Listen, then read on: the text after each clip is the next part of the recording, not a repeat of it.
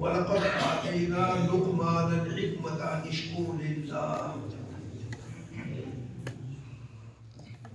ये सूरत मंजिल नंबर 5, पारा नंबर 21, रुकू नंबर 11, सूरह लुक़मान की आयत नंबर 12 से हुआ है।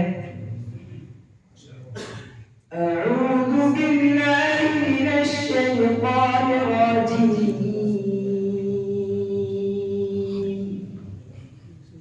बिस्मिल्लाहिर रहमानिर रहीम।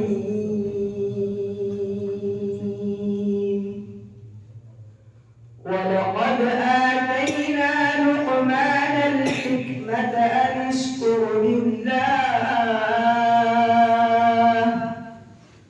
ومن يشكر فإنما يشكر لنفسه ومن كفر فإن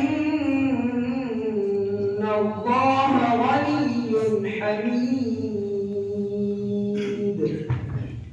وإذ قال لقمان لابنه وهو يعظه يا بني لا تشرك بالله إن الشرك لظلم عظيم. ووصينا الإنسان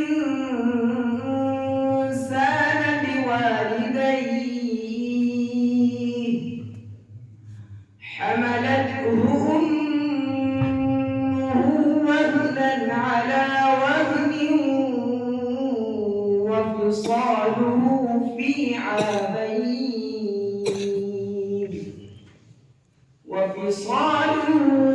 عامين أن اشكر لي ولوالديك إلي المصير. صدق الله العظيم.